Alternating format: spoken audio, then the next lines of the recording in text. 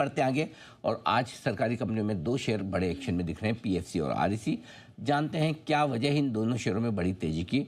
हमारे साथ पूजा जुड़ रही है कार्यक्रम में बताने के लिए कि आज ये स्टॉक क्यों है अच्छे मजबूत। पूजा बताइए। बिल्कुल। और सर, पीएफसी आरईसी काफी समय बाद हमने देखा कि किसी विदेशी ब्रोकरेज हाउस के रडार पर आई है, और आप सुबह मेंशन भी कर रहे थे इस चीज को कि देर आए दुरुस्त आए। इसके पहले एक फॉरेन रिपोर्ट आई थी इसमें मैक्वारी पर, और बीच में जितनी भी रिपोर्ट्स आई हैं ये सारी डोमेस्टिक रिपोर्ट्स थी, जो कि 650 से आरईसी पर भी करीब 525 तक के टारगेट्स यहाँ पर देख रहे थे। तो कुछ पॉजिटिव रिपोर्ट आई थी इस पर, और लगातार हम देख रहे हैं ये दोनों स्टॉक्स फोकस में बने हुए हैं।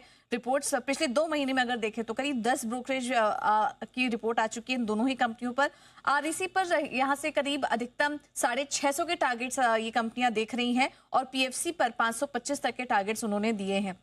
अब इसकी वजह यह है कि अगले 2 साल में क्रेडिट डिमांड काफी मजबूत नजर आ रही है। करीब 43 लाख करोड़ के पावर जनरेशन प्रोजेक्ट्स और एनर्जी ट्रांजिशन फंडिंग पाइपलाइन में है इनके। एसेट क्वालिटी मजबूत है ही, ट्रेंड लगातार मजबूत बना हुआ है इनका, और सरकार जो सेक्टर पर लगातार फोकस कर रही है इससे भी सहारा मिलेगा। और हम आपको बता दें कि पावर फाइनेंस में मेजर शेयर जो है वो यही दोनों कंपनियां कैप्चर करती हैं। FY23 से 32 के बीच माना जा रहा है कि सरकार की 33 लाख करोड़ की जो प्लान्ड कैपेक्स की योजना है उससे कंपनियों को काफी फायदा होगा। अगर पीएफसी की बात करें तो एयूएम में करीब 13% की ग्रोथ का अनुमान है, और आरईसी के एयूएम में 18% की ग्रोथ का अनुमान वो देख रहे हैं। यही सारी चीजें आज मॉर्गन स्टैनली ने भी अपनी रिपोर्ट में हाईलाइट की है। उनका ये भी कहना है कि FY28 तक इनके लोन ग्रोथ में करीब 12% की ग्रोथ देखने को मिल सकती है, और रिटर्न ऑन इक्विटी करीब 17 से 19% रहने का अनुमान है।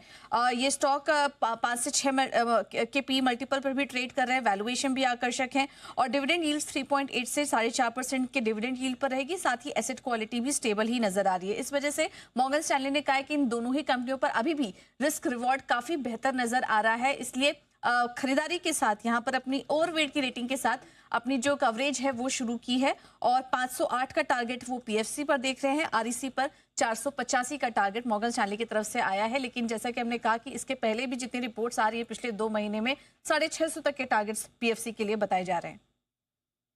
ओके, तो ये है आपके लिए आरईसी और पीएफसी पर बड़े अपग्रेड्स और बड़ी एफआई ब्रोकरेज। मॉर्गन स्टैनली का काफ़ी नाम भी है, और उनकी तरफ से रिपोर्ट आती है तो काफ़ी अच्छी मानी भी जाएगी। ये आप मान कर चल सकते हैं। तो ये है इन दोनों ही शेयरों पर बड़ा एक्शन वाली बात।